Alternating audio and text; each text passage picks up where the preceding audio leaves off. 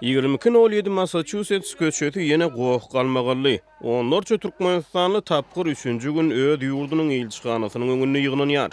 2020-nji ýylda 4-nji gedek geçirilýän aksiýa ýakyn wagtda geçiriljek halk maslahatyna tasdiklanylmagyna garaşlyan konstitusiýon üýtgetmelere bagyşlanýar.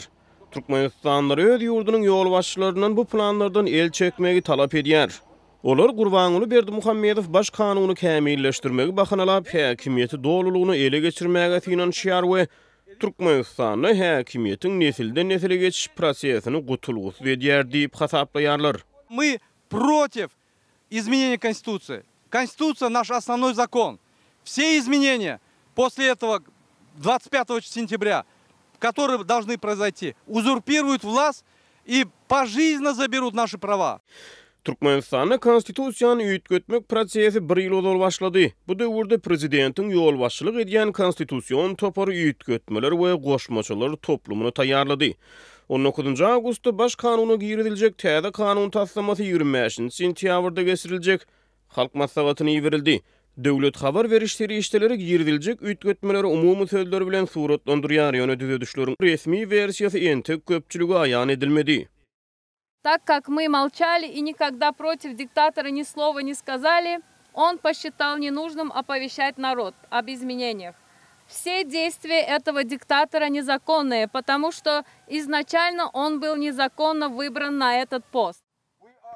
Aksiýa geçirilýän wagtda demonstrantlar türkmen diplomatlaryny öz ýanlaryna çağırdy. Sesleri eşidiler ýaly ses gataldyjyda gygyrdylar. Ýöne elçixananyň işgärleri asla olaryň ýanlaryna gelmediler. Muňa derek olar polisiýa jaň etdiler.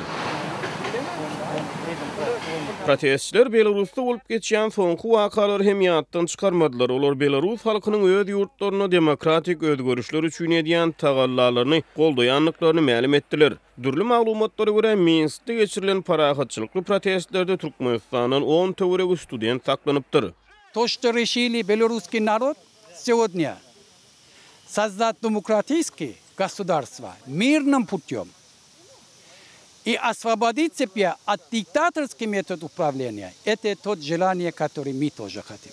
Türkmenistanlaryň Abaşadaky demonstrasiýasy munyň bilen gutarmady. Protestçiler bu şäherden soň Birleşen Milletler Guramasynyň New Yorkdaky baş edarasynyň öňünde ýürüýüş geçirdiler. Туркменистанцы, которые нас смотрят, встаньте перед экранами и гордитесь собой. Мы придем и сменим власть.